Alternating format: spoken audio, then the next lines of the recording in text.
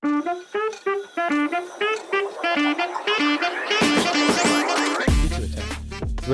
ready to cast the Cadabra whenever. You're a wizard, Chewie. Welcome to Staring at Hot Wheels podcast. My name is Seth. My name's Adam. And my name's Seth. And today we have our second guest ever, Mr. Matthew Baxter. Yay! We're Here. just going through my groomsmen at this point. Yeah, we are actually. Yeah, I was in Adam's wedding. So was I.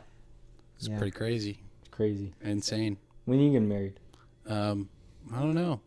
Eventually. Maybe sooner than we think. Oh. Yeah, maybe. I don't know. I have a question. Yeah. Do you guys want to do a 10-minute one shot? 100%. I'm not that good, but I Oh, don't know. just do you have a good okay. imagination? Just use your Somewhat. little imagination. I was hitting the head pretty hard, and I don't. Not anymore. Adam, what's the name of the 10-minute one shot? The name Here's a of die for you. this one shot You can keep is that.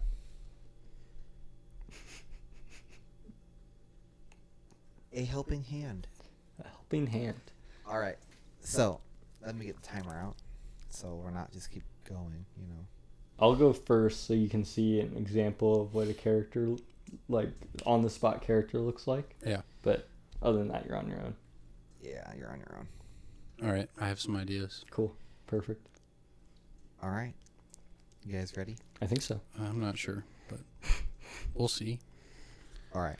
So, there is this organization, and it is dedicated to helping people in need. It's very similar to, like, the Red Cross. It's called the Blue Minus.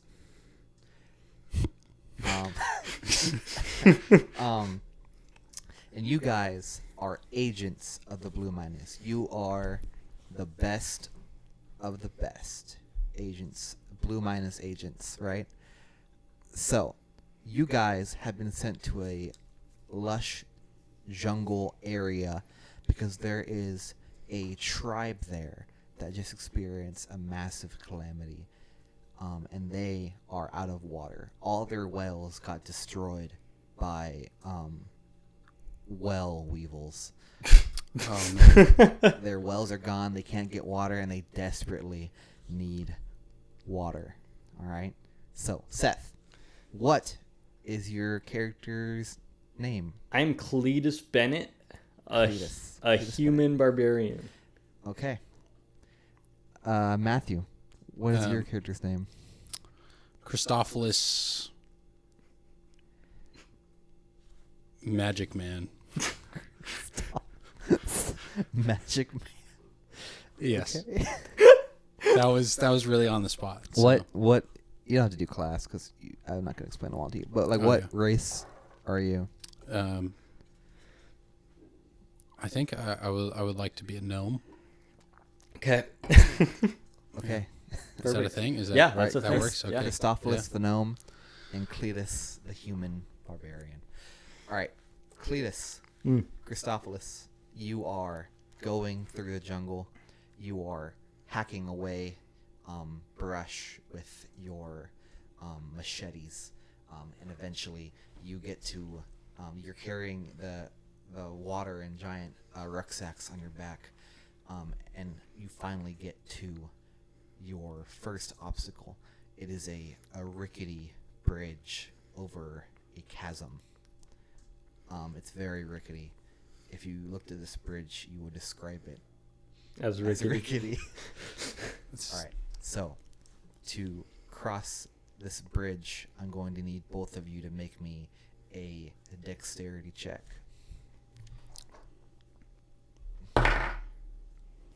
Gosh Is dang that the it. best way to roll? Just on my hand? Sure. Yeah. It works. Yeah. I got 7. I got a 1. Oh no. This So- is bad. This is horrible. You guys get to, like, the middle of the bridge, and all of a sudden, the wind picks up. The bridge starts swaying side to side very violently, and all of a sudden, the plank right under Cletus breaks, and he begins to fall. Oh no. Christophilus, I need you to make me a dexterity saving throw to catch him. I'm rolling. Okay, this is gonna be. Oh yeah, this is better. The little book.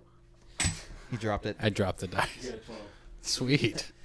Christophilus, Kind of. you dive forward and reach out your hands, and you clasp onto Cletus's hands, and so now you're there laying prone. Oh, that's perfect. Your hand shoved through this plank, and you're holding Cletus above this gaping chasm. Cletus is crying. Dude, this is intense. Do you say? Is that what you say? No, sorry. Should I say something? Yeah, you can say something. Should I do a voice? Chris. Wait, what is his name again? Cletus. Cletus. It's okay, Cletus. I will save you. Can you roll me a strength check, Christophilus? Yeah. It's a 4. I am a gnome. I think you're just kind of like at a standstill, like you haven't garnered the strength to pull him back up. How about you roll me another strength check? This better be good. I still don't dropped know the how you dice, missed and I have a the tray. dice I have a tray. tray for the dice. 14. This is All right. Somehow you manage to garner some strength, and you pull Cletus This up is through why they call me Magic Man. the hole in the bridge, and you are safe. And you guys continue on your way, and you make it to the other side of the bridge, and again through coarse jungle. And you're hacking once again with your machete through this thick jungle, and eventually you get to your second obstacle. A longer, more rickety looking bridge. Stop it. Stop it. I need both of you to make me a Constitution saving throw. You know, back home, you'd have one rickety bridge, but you wouldn't usually have two. 13. I got a 6. So, you guys are going along this longer, more rickety looking bridge, and you get to like about 3/4 of the way across when again the wind picks up and the bridge starts swaying back and forth and back and forth and back and forth. Christophilus, your foot slips through. It doesn't break, but your foot slips through, and you're kind of like there, and you're kind of precariously like kind of off the edge, and your water is hanging over the edge and like weighing you down. You can't get back up. You have to choose. I cut the water. Oh, okay. Poor indigenous people. You cut the water off. Find their own. It's you it's a drop jungle. your rucksack, and the water pack careens down over the edge, and it's lost. But you were able to pick yourself back up, and you guys make it safely to the other side of this rickety bridge. Glad we made it across that rickety bridge. I don't even know what voice. I don't know what voice I did. Deep. It was You. pretty deep, Christophilus. It's okay. It's a jungle. You know, there should be water around. Well, I have some water. I don't want the water, man. It might It's be a little fine. bit of whiskey, but I think it's mostly water. I don't want your water, man. Okay. Mm-hmm. All right, you guys once again trudge through the jungle for another short while, and you come to your third and final obstacle. Don't you dare say another rickety It's bridge. not a bridge. Oh, praise the Lord. It is a zip line going across the chasm. Is it So it's rickety? basically 100% it's a rickety. rope, like suspended between two trees across this very big chasm. But it looks like all like the zip line mechanisms are broken. All right, here's the plan. And me, this is my mind. I'm gonna hook my axe up to the Wait, rope. you have an axe? Yeah, I'd imagine he's barbarian. He has an axe, Fine. and you hold on to my legs, and we'll slide across. Are you wearing a belt? I have overalls on. So that's good. I just don't want to fall off. I don't want your Oh, pants to fall. Just as long as something you like that. hold on tight, you'll be fine. All right. All right. So as you guys attempt this, Cletus, can you make me a strength check? And Christophilus, can you make me another dexterity check? I can try. Natural 20. Oh, that was definitely a 4. All right. Cletus, you begin to slide across. It's not the best, but it's working, and you are hanging on tight. But in your chagrin, Christophilus, you cannot keep your grip, and you slip. I'm falling. Your hand, I'm falling. Your hands, your fingers, they don't give way. No. And Please. eventually you fall. And as you fall, what are your final words to Cletus? No, hold on. As he falls, I let go because I have to go out with my buddy. Oh my goodness. So you're both falling. What do you say to each other before you hit whatever is at the bottom of this chasm? I should have just gone with the Red Cross. I knew this was a bad idea. Off-brand Red Cross. Purple All right. Cross. You guys fall down into the mist. And we end on a shot of this tribe just kind of waiting as two men burst through the forest with packs of water on their back line. Yeah, they sent more than 2 people. And that's where we'll end our 10-minute one shot.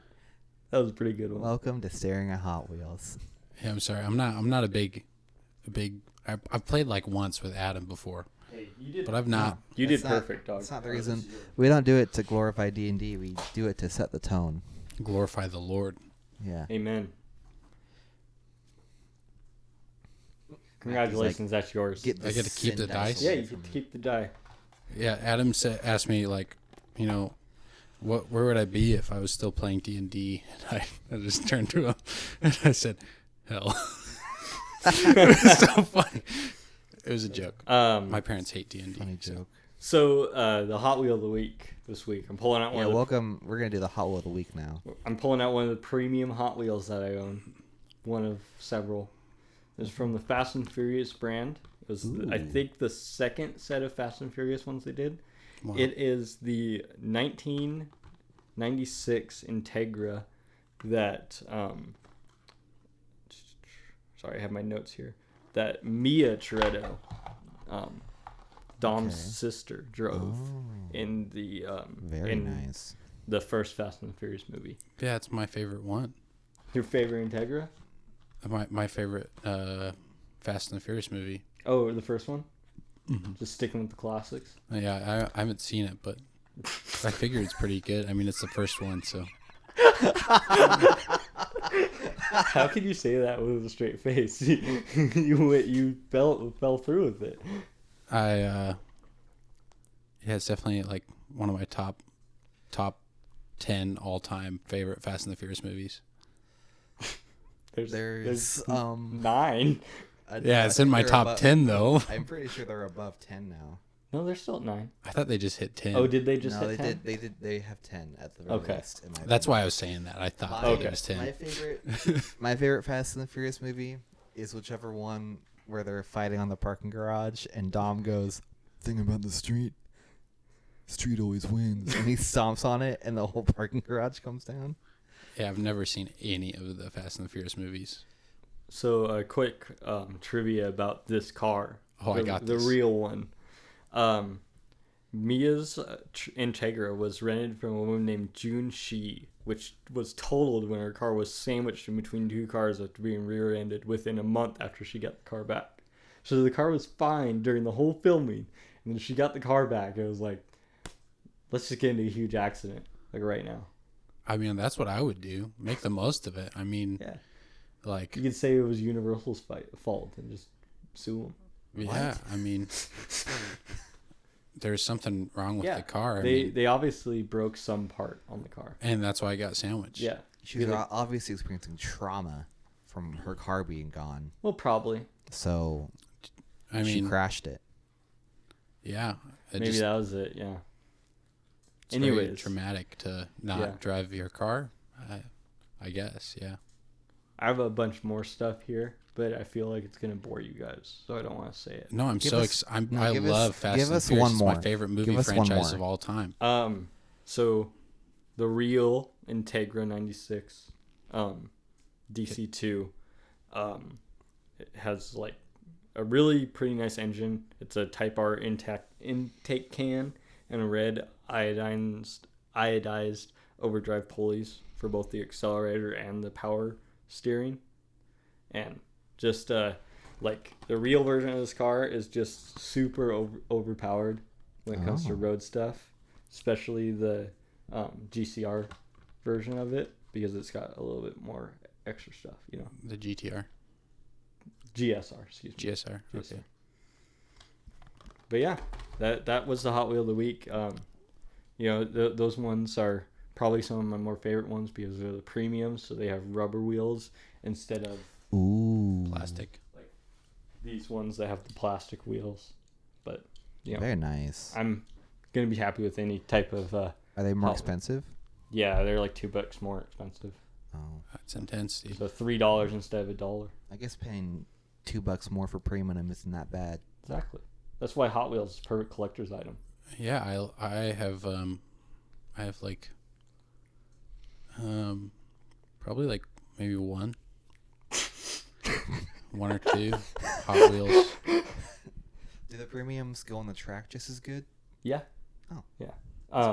I think my whole Hot Wheel collection at this point, I think I'm up to $150, or excuse me, $450. All right. That I've spent in Hot Wheels, so. I never spent that much on anything. Yeah. Not even your Jeep? I put a few dollars in there. Yeah, today, even. Just put gas in it? Yeah. No. Oh. No, I don't. Gas is all right. I go for the cheap stuff, you know, the 89. Am I right? Is that what it is? I think so, yeah. Dude, if you're using anything else, you're losing so much money. Dude, it's like almost 20 cents less. Isn't that such a good deal? Dude, once you get out of Washington into the Midwest, they have this like E something, and it's like the jankiest fuel. Like, I'm afraid if I put that in my car, it's gonna like explode or something. Like, it just sketches me out. It just doesn't seem right. Adam, I think you're right. Matthew can just go off on like anything we give him. He absolutely can. But Matthew, why don't you tell us what you've been up to lately? What direction like you're kind of going with in life? I've been getting really into vacuums recently. And then, get this, where I work, they just bought this, it's called a enzyme odor neutralizer. It's like a spearmint thing that they just got it back. Well, because I swear, like, somebody, like, Adam made a joke about drinking it, but I think that somebody used the whole, it's like my favorite thing ever. I was so bummed when I came back. I was in Idaho for like a week. Came back, the whole jug of the enzyme odor neutralizer was completely gone when I got back from Idaho. And then on top of that, okay, somebody's been breaking all the vacuums. My favorite vacuums. They have this little button with a spring underneath it. They lost the spring for it. No. Hey Matthew, I heard you went to Tijuana recently. Yeah. Oh, yeah, I did. I heard like last week or so. Yeah, about a week ago, 2 weeks ago, I was in Tijuana for about a week. We took the youth group down, took them to do what's called Mission Adventures with YWAM San Diego Baja, which is in Tijuana. But for those that don't know what YWAM is, why don't you give us like a brief description of what? YWAM stands for Youth with a Mission, and it is essentially an organization that is in over 200 countries, all over the world. Their goal is to raise up the youth into missionaries. I think their motto is to know God and to make God known.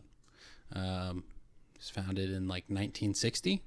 Okay. It's been around for a while. Probably one of the largest, if not the largest, missions organization in the world. Okay. Cool. Why? Sorry, go ahead. All tailored towards youth. It's in the name, but like anybody can get involved in it.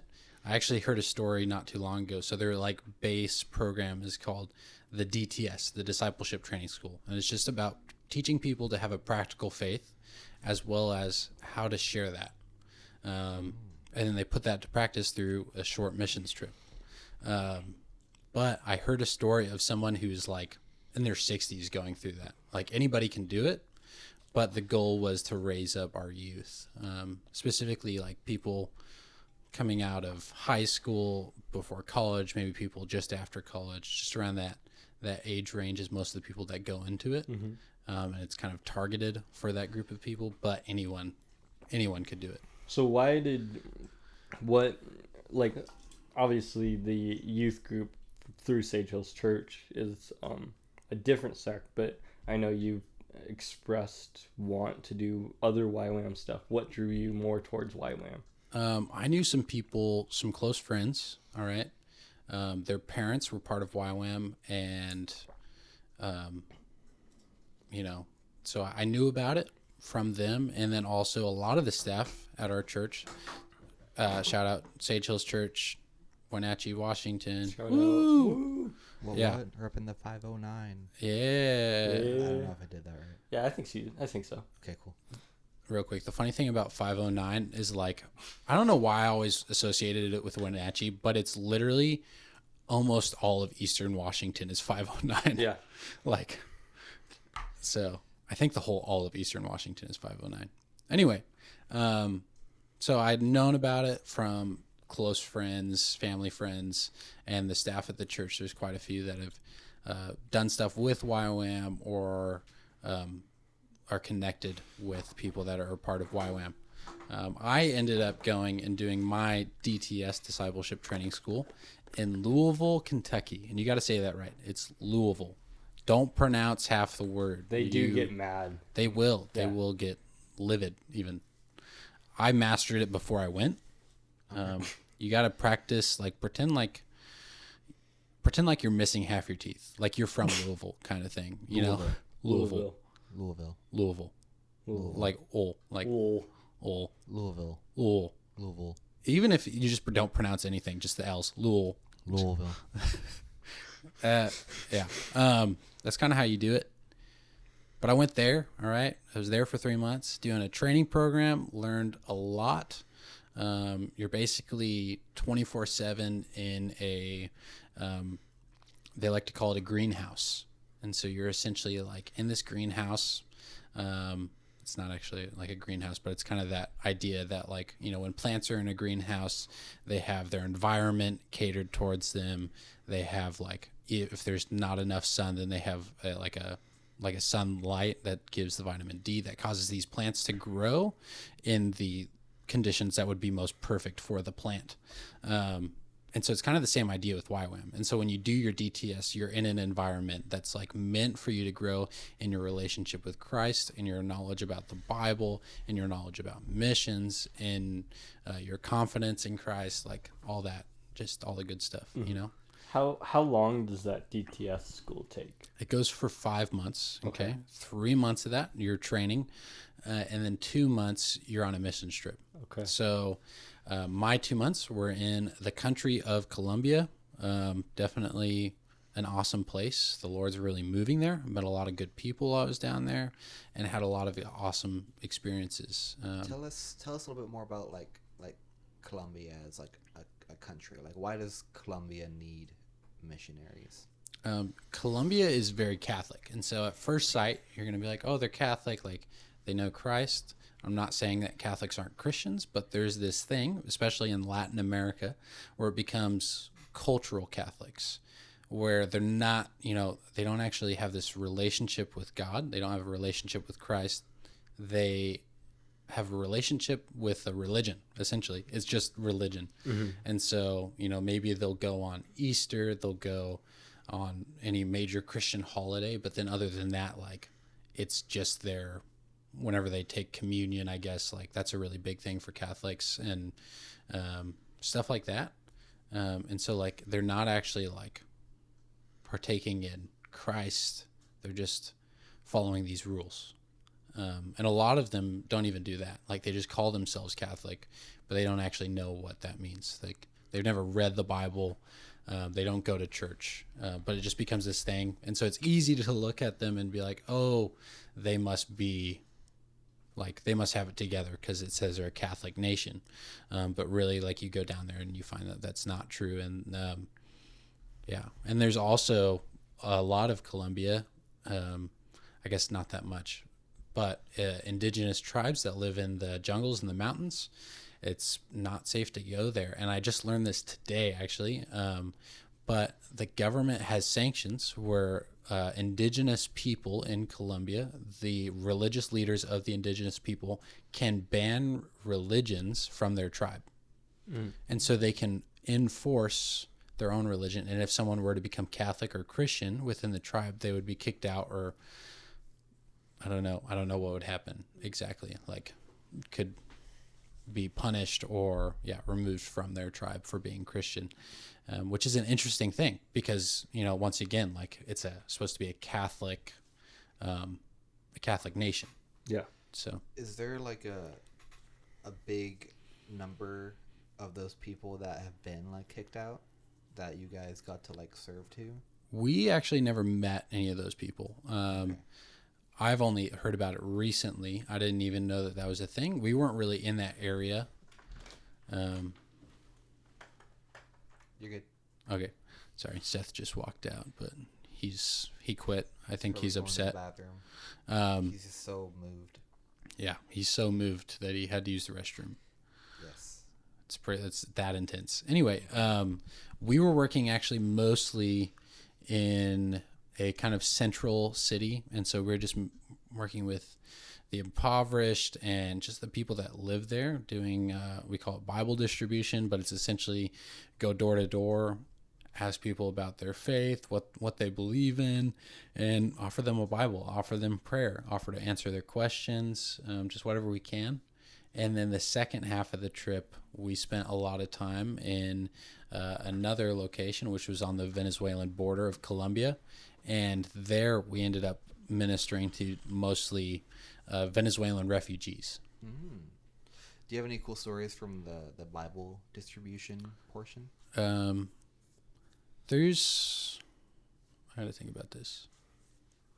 I don't know. I think I grew in a lot of confidence. I didn't really have any like cool testimonies with the people we were handing Bibles to, but it was actually one of the churches we were working with. And so part of the Bible distribution is we would go door to door and offer them Bibles, but we would also invite them to a local park and be like, hey, do you want to come out and watch us do a program? Like, we're going to do some dances, some skits, we're going to share some testimonies, stuff like that, and invite these people out. But one of the churches we were working with, we had worked with them the day before, or no, we hadn't worked with them yet. The day before we worked with them, I was kind of having this time of prayer and worship with our team, and like I was off to the side and I was just praying, and I closed my eyes and I saw a guy's face when I closed my eyes, like there was somebody in front of me. And then like I saw like this image of droplets of water or falling into a larger thing of water, and you could just see the ripples going out. And I saw that and I was like, okay, God, I see you. I see what you're doing. I don't know who this is for though. And so I just asked God to show me, and I really didn't get anything in the moment, but I wrote it down because I'm like, this is going to show up in the future. I'm going to see this person. This is going to be something. Yeah. And then another thing to note, the face that I saw, the guy had this big smile. Like he just looked super joyous. Like he just had the joy of the Lord kind of thing. And we're out on this Bible distribution. We get back to do the park program, and there's this guy, and I'm like, man, he looks really familiar. Like I feel like I've seen him somewhere. And he goes and greets one of the other church members, and he smiles. His face like lights up, and I'm like, that's the guy I saw. When I saw him smile, I knew exactly who he was. And so later that day, I was able to go up to him with one of our translators, and we approached him and just like asked him how he was doing. And I was like, to be honest, like I'm really approaching you because God spoke to me the other day and like literally showed me your face before we met you. And so that excited him. And then I shared with him the thing about the droplets of water. And I honestly, I didn't know what that meant at all. Like I was just really confused. It's like, okay, God, what are you saying? Like, is this crying? Is this, what is it? Like I see the ripples and stuff. And he was like, this is a confirmation. Multiple people had come up to him and said something similar, I guess, but it was a confirmation that God was calling him to do evangelism, essentially going out and sharing the gospel. And like now I'm able to put together like, oh yeah, the droplets are the things that he's doing and the ripples are the effects. And so like, a droplet could be like sharing the gospel or whatever it is, sharing the gospel, and the ripples are what happens in the community. Multiple people had told him about this droplet thing, or like that in particular. Or... I'm not sure if that's what he meant because we were talking through a translator, so I don't know 100%. But he was just saying that multiple people had given him a similar word. Okay. And so I'm guessing it had to do with droplets or them seeing him, like not really knowing him and just coming up to him and sharing this with him. And so it was this big confirmation for him, and I was able to like just give him a hug and was like, well, dude, let me pray for you. And so I got to pray with him, and it was just an awesome experience. Like I don't think I'd ever seen like an image so clear before. That's really cool. Yeah. That's so cool, dude. Yeah. What about like the border kind of stuff you were doing? Can you tell us a little bit more about that? Yeah. So we're on the border of Venezuela. And if you guys don't know, Venezuela is going through a major crisis. They have been for the past probably 50 years. It started with, I believe, Hugo Chavez, and now it's under their president, I believe, Maduro. That could be wrong. That's his last name. It could be, like, might be the Colombian president's name. Anyway, so they're under this essentially socialist government that their money is worth literally nothing, to the point that they just threw it away. Like, people just use the American dollar or the United States dollar while they're down there, just because their money's worth nothing. And so it's caused this crisis. Yes, Maduro. See, I was right. I don't think this guy listens to the podcast. I think we can get away with getting his name wrong. I think we're good. Well, I just think like anybody else who listens to it. I want to give accurate information. If he does, Maduro, what the heck, man? Yeah, what the heck, dude? What the heck? Get your stuff together. And why are you listening to some English dudes from Washington? Don't listen to this podcast, dude. Go work. Dude. Go do your job, man. He's supposed to like fight in like a cage match with Elon Musk. It's that guy? It's that guy. Yes, he's the president of Venezuela. Okay, they just went through an election where he cheated in the election, so somebody else was supposed to get elected, and then he changed the results, but it was proven that the other guy got elected, and then now they're literally imprisoning people that are like of the opposition and putting them into camps. Like, it's literally a dictatorship, which is crazy that exists. But yeah, he's set to fight in a cage match Elon Musk. So let's pray for Elon Musk, guys. So I want to watch it now. It's exciting. Can we all watch it together? Maybe. Yeah, potentially. I don't know if it's actually going to happen, but okay. Anyways, I don't know where I was going. Oh, so they're to answer your question, they're going through a crisis in Venezuela right now.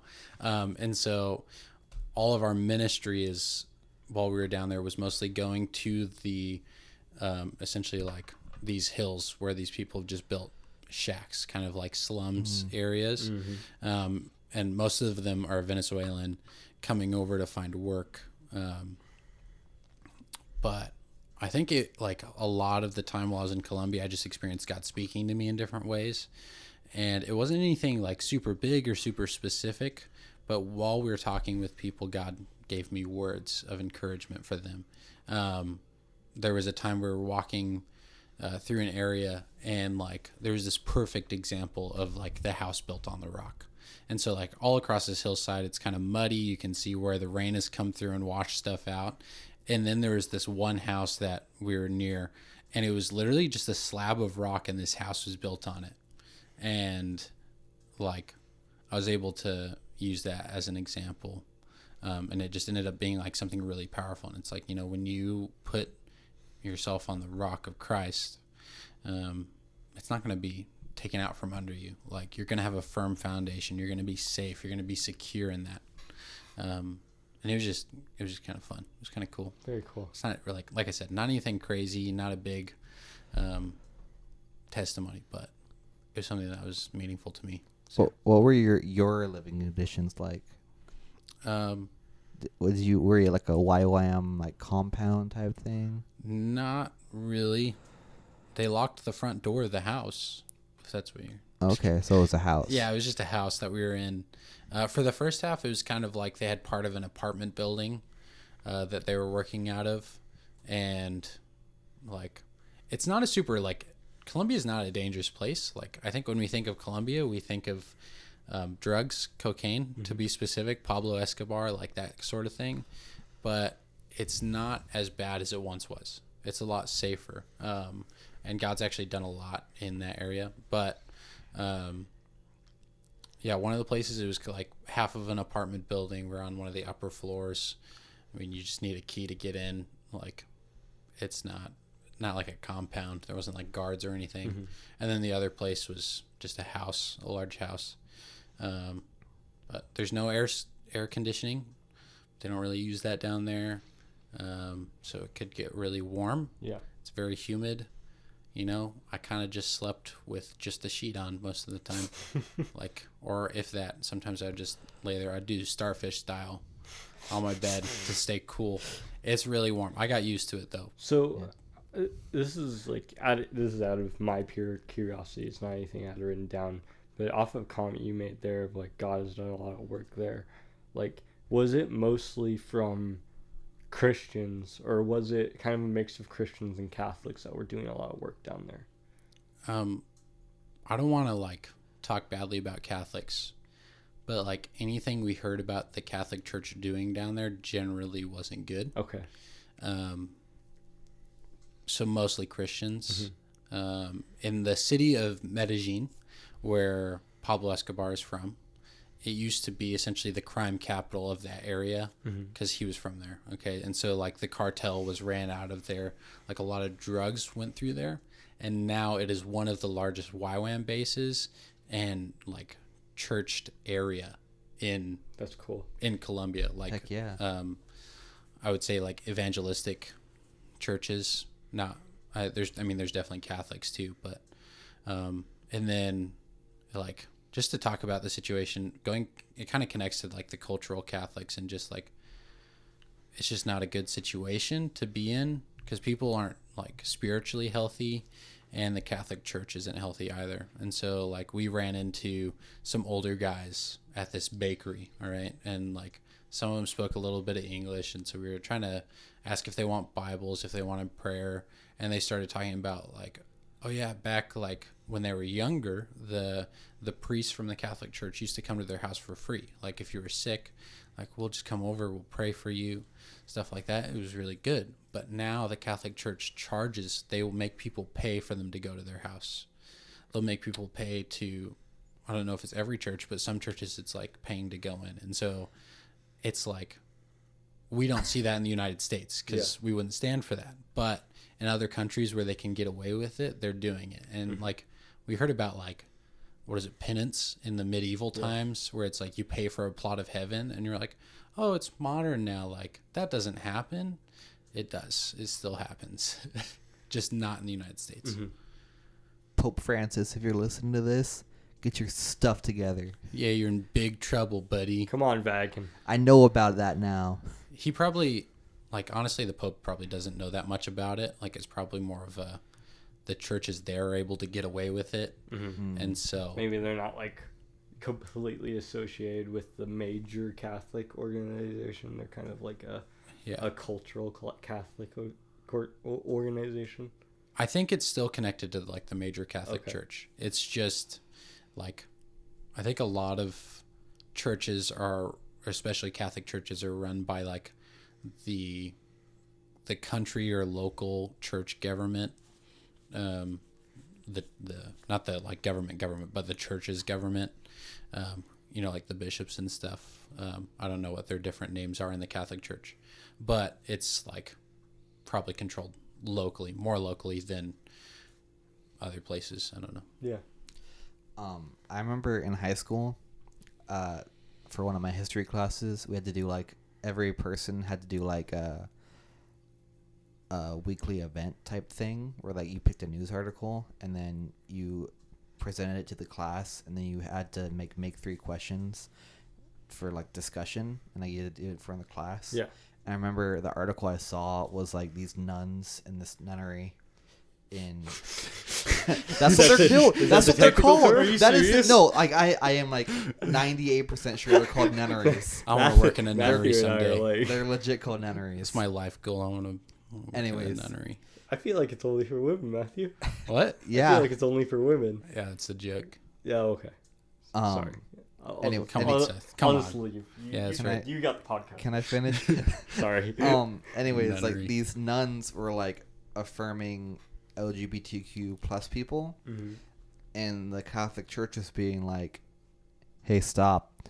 That was basically the whole article, right? Yeah. And so, like, one of my question was, like, what do you think these nuns, like, should do about the, like, that, you know?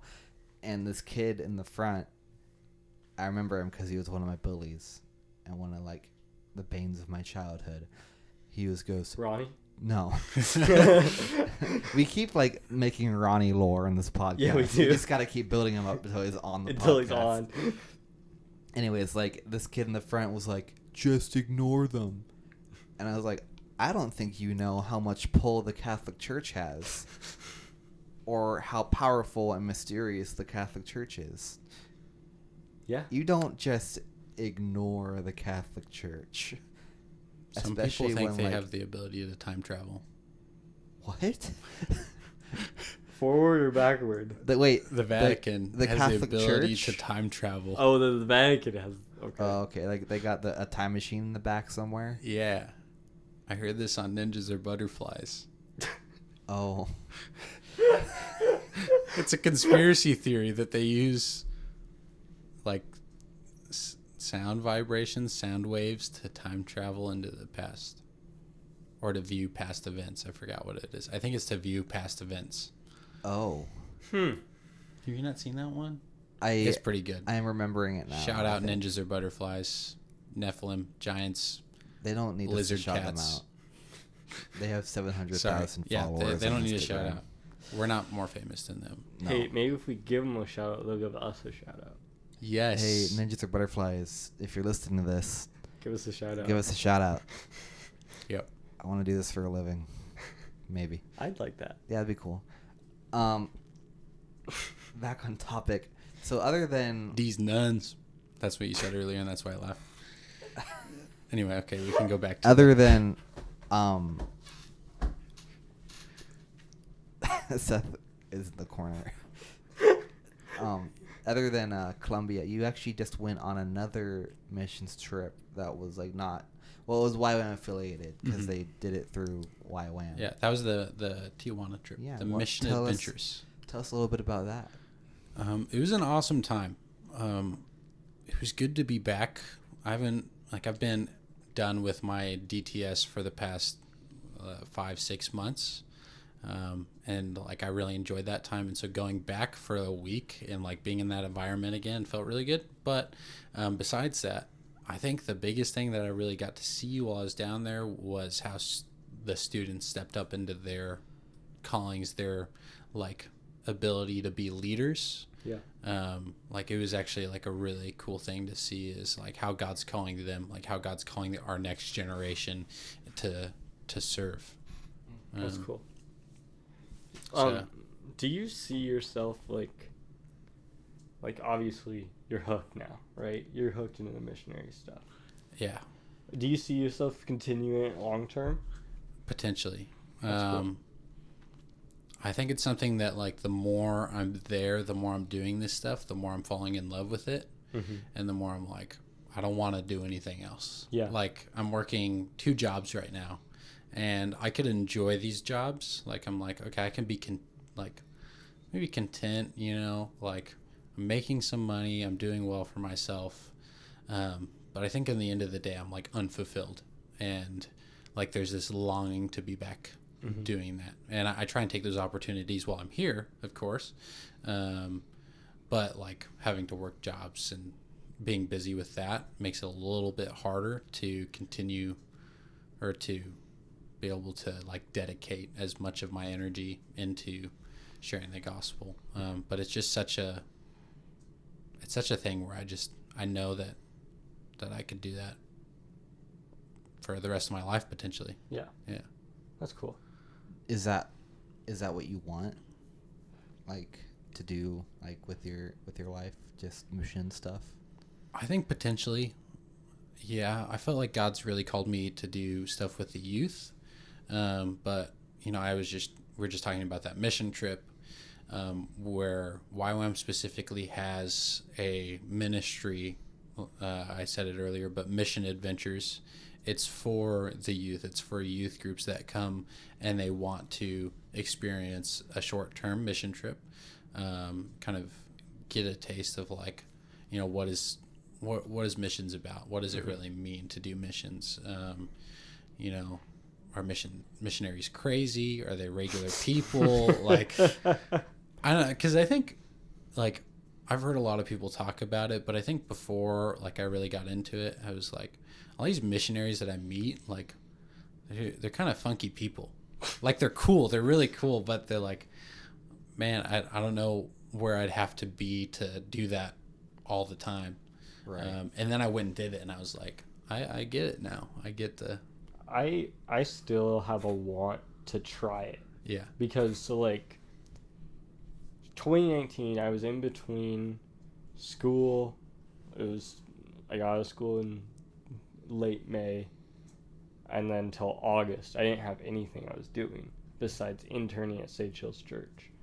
And so at the time we had a missions coordinator. 2019 we had a missions coordinator at Sage Hills Church, and went to her. I'm like, hey, I want to go on a mission, but I want to do it in the hopes of providing more viewable things on mission trips, because I had just graduated. I had my certificates in video production. I wanted to bring a camera down with me and film down there, and they wanted to do my whole ride, and I was going to leave in May of 2020 to go on a mission trip in Africa. And What happened May of 2020? exactly, that's what happened May of 2020. The world shut down, and I couldn't go anymore. Oh, no. And I never have gotten a chance because other things have been in my life. Like I'm married to Haley now. I started working at Chelan County PUD. Like I have these things that are a little bit holding me back from doing that. Yeah. And like it's still in the back of my mind, like that is something that was calling to me, and it still is, but it's almost like my brain is like, you have other responsibilities now that you didn't before. Yeah. And it's hard. I think doing a short-term mission trip can be really awesome. I think like the best thing to get like a good view of kind of what missions is about is to like potentially you could go with the youth group next year when they go down to Mexico, and it's just a week-long thing. But the cool thing about Mission Adventures is like it even spoke to most of the leaders that came with us, but it's you're going on a mission trip. During the day, you're doing missions. During the mornings, you're doing a devotional, and then during the evenings, they have teachings. And so in those teachings, like they go over, I mean, they have some like really powerful stuff that they're sharing with you, but they kind of dive into like what is the complete idea? What's the full idea of going into missions? Why do people do that? Mm-hmm. And kind of gives that extra light and like extra training that you wouldn't get from just like a typical week-long mission trip. Like, because usually when you go with a church, oftentimes like there may be a little bit of training and preparation, but depending on the church, like you're just essentially getting tossed out into the field, and it's up to you to kind of figure out like, oh, how do I share the gospel? How do I do all of this? How do I interact with people? Yeah. But yeah, that's cool. Oh, sorry. And if like you still wanted to like do Africa, Sage still sends a team to Burundi like every year. Yeah. Like I would like talk to Nicole if you're interested or something like that. They're sending teams to Colombia now too. Oh, cool. I'm a big Colombia fan. If you guys didn't know, I've been there before. Like because I like had yourself some Colombia. I had close to the same choices. It was Africa, Colombia, or somewhere in the Midwest were the choices at the time that I had. It's exciting. I know. It's like middle of nowhere. You're in a field. Like, here's a Bible. Cornfields. But I don't know why God was calling me so hard towards Africa. I never was able to, out of my praying, I wasn't ever able to find an answer to that one. Yeah. Well, maybe you'll find out. Maybe. That'd be cool. Maybe he would let me. Yeah. Maybe a chance. I have one final question for you, Matthew. I also have one final question. This is... Well, same. Most of the same. No. I'll go first. All right. How's the food in Colombia? In Colombia. So, I feel like people would expect spicy food. Like, when you think about, like, Colombia, South America, you're thinking spicy. Yeah. Okay? That's wrong. Okay. It's completely wrong. After Mexico, like, after you get past Mexico, there's nothing spicy down there. Like, we have a higher spice tolerance in the United States than they do. That's, like, the first thing I learned when I got there. Like, we were eating these barbecue chips, and one of our translators came up to us and was like, hey, be careful, like, those are spicy. It was barbecue. It was just barbecue. Like Lay's? Yeah, like a off-brand, well, like their local version of Lay's. Like, it was just, like, it wasn't spicy. And so it was just kind of funny. But they have some interesting foods down there. This is kind of area specific. There's a debate back and forth between Venezuelans and Colombians who invented this food item called the arepa. All right, it's essentially kind of like a tortilla, but a lot thicker. Like it's just like a corn patty. Like naan bread type of thick, or it's like not as good as naan bread, but yes, kind of. Anyway, so there's this debate. All right, now Colombia, they make the patty and they fry it, or like throw it on a pan and cook it, and then they put the food on top and eat it. All right, in Venezuela, they cut it open and stuff it. Okay. And so there's this debate, like, who invented it, and, like, because they used to be one country, if you guys didn't know that. Like, I didn't know back that. when it was first founded, Colombia and Venezuela were just one. Anyway. Well, I feel like I'm kind of on Venezuela's side right now. So, yeah, I'm going to finish this story. Yeah. They put stuff inside of it. Like, it's like a Hot Pocket. Yeah. I love Hot Pockets. I turned to one of my Colombian translators, and there was one of our other translators was Venezuelan. He was right there. And I was like, I don't care who invented it. I don't care. But the Venezuelan one is way better. Like, way better. I cannot stomach the Colombian one. Like, it was too... Like, it's just too much corn. It's too much corn in one bite. Like, it doesn't even fit with the food that's going on it. And what it's food just so usually went on dense. Just random, whatever they could throw on there, man. He just leaves you in the jungle. A lot of chicken. Get out. You know what? Yeah. No more communication. It's kind of like a but it's a local debate. It's kind of funny that it got brought up multiple times, but I made it abundantly clear that the Venezuelan one is way better, and I know how to make them. They taught me how to make the sauce and the stuff to stuff it with, but it's really good if you fry them in oil and not on a pan. It's way better. Moral of the story: Venezuela wins in fried corn stuffs, but not politics. But bread, there's bread everywhere. Every corner has a bakery, and it's really good. Really good stuff. I learned how to make some of the bread too, which is cool. Colombians like their carbs. So there's a food type. I'm gonna butcher the name of it. Papuntas, I believe, is what the name of it is. It's a Salvadorian dish, and it's one of those basically of what you described. It's a cornmeal outside, but they just already have it stuffed. Like an empanada? Is it like a half circle or a full circle? No, it's a full circle. Okay. There's a place right by Liberty Theater. It's a small hole in the wall. Small in the wall. Hole in the wall place. It's a Salvadorian restaurant. Yeah. They sell them. Literally, it's my favorite restaurant, Wenatchee. Oh. So good. I'd have to check that out. Why have you never brought me? Usually, it's the only time that we both have availables during the week. I love Salvadorian food. Let's go on the weekend sometime. Okay. Cool. Matthew, you want to come? I'd love to. Perfect. Yeah. Okay, so my quick question. All right. It's really a trying thing. Yeah. He's grabbing his backpack. I want you guys. I'm gonna give you guys. Is this the ranch? Is this the ranch? I'm gonna give you guys both a chip, and I want you to tell me what flavor it is because I think you'll get it wrong.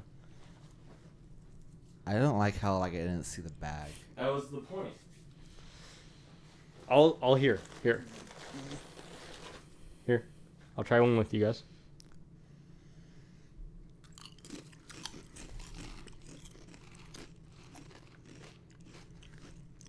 There's like a dill feeling, but it smelled like Hawaiian pizza. Dude, I got the dill too. But the more I'm tasting it, the more I'm feeling like this is pizza. Is it cheeseburger or like a burger? So I found these at the gas station the other day when I got to work in the morning. This is Lay's wavy Cuban sandwich. Oh. That makes sense. Dude, I love Cuban sandwiches. I strongly dislike dill and pickles in general. This chip is nasty to me. I'll take them. These are mine now. Yeah, I'm not a fan of that, but I that one wasn't bad. I liked it, actually. I don't know why it made me good Cubano, which is the proper term for it. Haley and I got one down in Florida, in the Florida Keys, without pickles, because I just cannot stand it. It was one of the best sandwiches I've ever had. Yeah, dude. They're good. I've never had a sandwich before.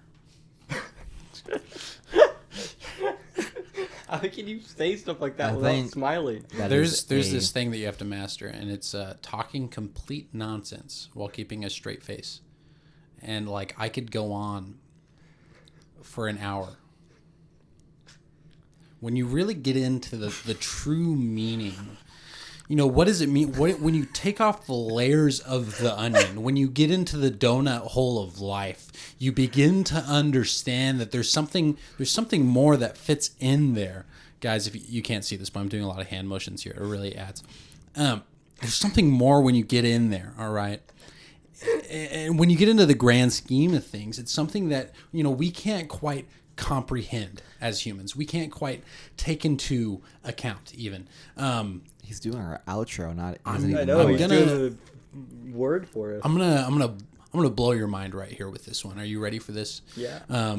This is something I think about a lot. You know, when you really get down to it, when you get into the nitty gritty, that's what they like to say.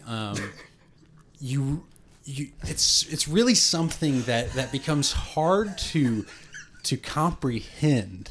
It becomes really, really hard to comprehend, to even process the idea that we could get into.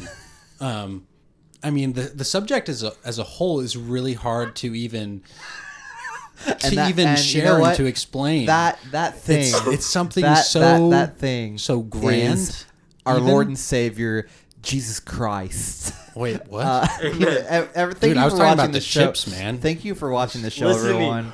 Thank you for listening to the show, everyone. Thank you, Matthew, for being on the show and sharing your experiences about missions with us. I'm really grateful that you took time out of your life to come here and do that with us. Can I be completely honest with you, Matthew? Yeah. When Adam and I were talking about this episode, I was kind of dreading it. I thought it was going to be really boring. This was really entertaining. I'm happy you were on the podcast. Thank you. You're welcome. I do my best, you know. I've mastered the thing of talking nonsense and making. We don't need to start this again. Well, everyone, thank you so much for listening. Yes, thank you so much. If you haven't already, follow us on Instagram at staring at HW Pod on Instagram. You can listen to us on Spotify or YouTube. Still waiting on that Apple. Yeah, come on, Apple. Come on, Apple. If you're listening to this, get your stuff together. Can I give a shout out? Yeah, give a shout out. I'd love to give a shout out to the underground mountains of Ohio. My name has been Seth. My name's been Adam. Thank you for listening. We love you. Yeah.